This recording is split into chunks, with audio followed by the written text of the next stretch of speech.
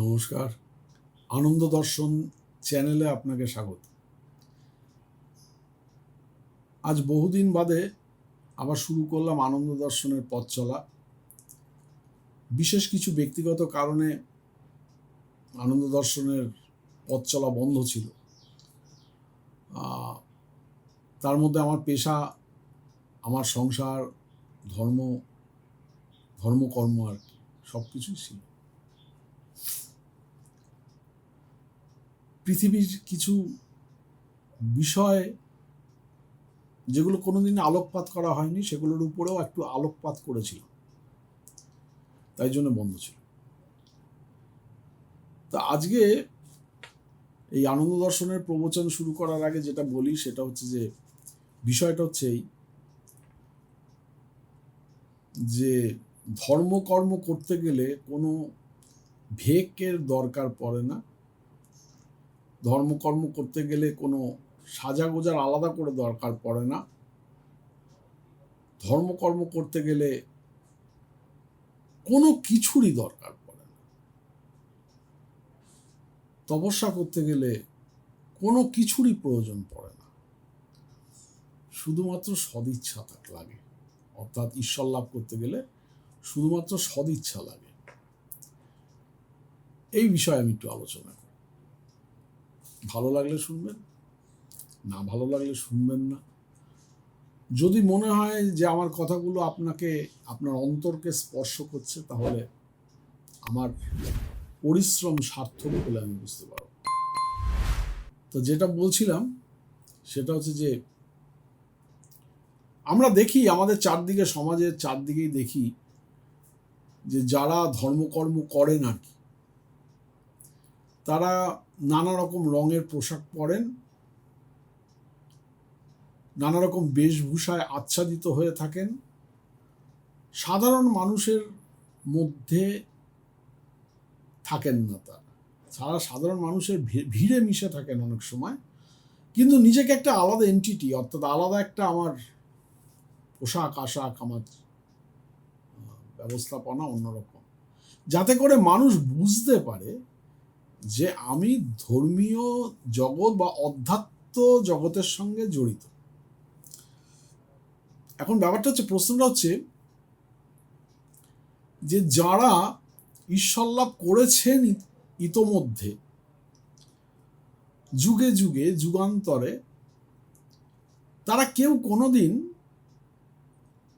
ধর্মীয় পোশাক আশাক খুব একটা পরেননি, এবং তাদের ভেতরে এমন কোনো ভাব প্রকাশিত হয়নি যে তারা এক বিশেষ শ্রেণীর অন্তর্গত, অর্থাৎ ঈশ্বর লাভ করতে গিয়ে তারা একটা বিশেষ শ্রেণীতে পড়ে গেছেন আর কি। তো এই বিশেষ শ্রেণী ব্যাপারটা কি? দেখুন, কালীপদ গুহরায় বলতেন, সহজ না হলে সহজকে পাওয়া যায় না। কালীপদ গুহরায় একজন মহাযোগী ছিলেন, ঈশ্বরীয় মানুষ ছিলেন, আধ্যাত্মিক জগতের প্রাণ কেন্দ্রে একটা সময় তিনি অধিষ্ঠান করে গেছেন। তিনি বলতেন, হিমাদ্রি পত্রিকার সম্পাদক ছিলেন, তিনি বলতেন যে সহজ না হলে সহজকে পাওয়া যায় না। অর্থাৎ সহজ বলতে কি বোঝা যায়? সহজ বলতে অনেক কিছু মানের সঙ্গে এই মানেটাও দাঁড়ায় যে আপনি যদি সেজে গুজে বসে থাকেন একটা নির্দিষ্ট ধর্মীয় আঙ্গিকে, তাহলে কিন্তু আপনি সহজ হলেন না।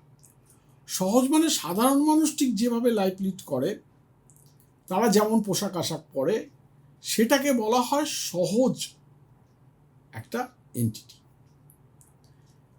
এখন একটা কথা আপনি বলুন তো, যদি আপনার কাছে 5 কিলো সোনা থাকে, তাহলে সেই সোনাটা কি আপনি সবাইকে বলে বেড়াবেন, দেখো আমার কাছে 5 কিলো সোনা আছে, আমার কাছে এত এত সোনা আছে? বলবেন না নিশ্চয়ই। আমি জানি আপনি বলবেন যে হ্যাঁ, না আমি বলবো না। যদি কারুর কাছে প্রত্যহ 1 কেজি করে সোনা জমানোর ক্ষমতা থাকে, তিনিও বলবেন। আমি একটা এমন অঞ্চলে বাস করি যেখানে প্রচুর স্বর্ণশিল্পীদের বাস। তাদের কাছে কিলো কিলো সোনার কাজ আসে, কেউ গুণাক্ষরও টের পায় না, কোনো কাকপক্ষীতে টের পায় না। কিন্তু আপনার কাছে অধ্যাত্ম ভারতের যে চরমতম শক্তি, যে শক্তি, যে কৃপা, বিশেষ কৃপা, যা কিনা ঈশ্বরীয়, সেটা যদি আপনি লাভ করে থাকেন,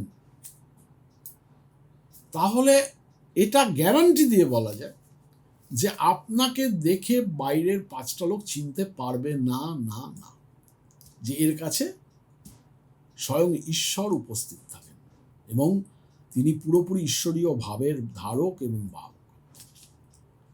কারণ তিনি ওই 5 কিলো সোনা দেখাতে যাবেন না। মনে রাখবেন, যাদের কাছে কিছু নেই, শুধু কিছু প্রবচন রয়েছে, যাদের কাছে কোনো আধ্যাত্মিক অনুভূতি নেই, শুধুমাত্র ভরংবাজি রয়েছে, যাদের কাছে মোহান্ত হয়ে বসে থাকার একটা উদ্যম আকর্ষণ রয়েছে, তারা কিন্তু সব সময় সেজে গুজে বসে থাকেন। অর্থাৎ তাদের ভেতরে যে 5 কিলো সোনা নেই, এটা পরিষ্কার হয়ে যায়, অর্থাৎ ঈশ্বরীয় ভাব নেই।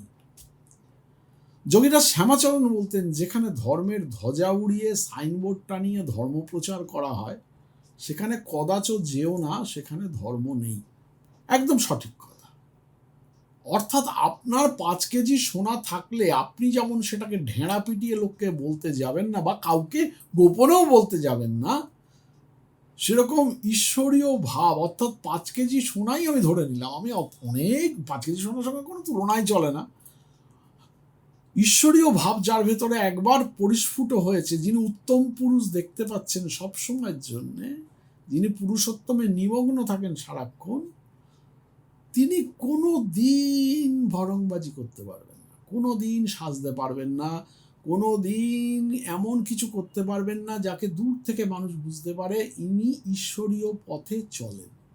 কিন্তু রামকৃষ্ণদেব বলতেন, দেখ ভেক ধরা ভালো, ওই ভেক ধরতে ধরতে না অনেক সময় দেখা যায় তপস্যার দিকে মন চলে যায়, ঈশ্বরীয় আবেশ ঘটে।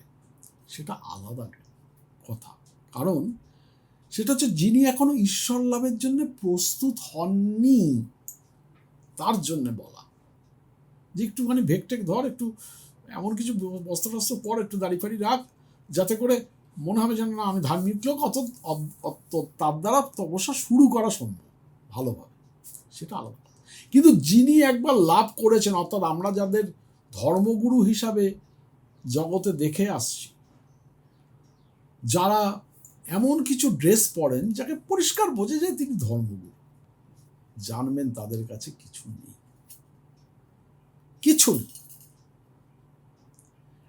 যদি ওই 5 কিলো সোনা তাদের কাছে থাকতো, তাহলে তারা গৃহী মানুষের মতো সাধারণ পোশাকে সংসারে বাস করতেন, এবং তার পাড়া প্রতিবেশীও বুঝতে পারতো না যে এর ভেতরে একটা চরম আধ্যাত্মিক উপলব্ধি একদম দানা বেঁধে গেছে। আজকের এই পর্যন্ত। সুতরাং ধর্ম ভালো, ধর্মের গ্লানি ভালো না, ধর্মের পথে ঈশ্বর লাভ করা ভালো, কিন্তু ধর্মের গ্লানি ভালো না, ধর্মের জন্য ভেগ ধরা উচিত নয়। ভালো থাকবেন, পরের ভিডিওতে আবার কথা।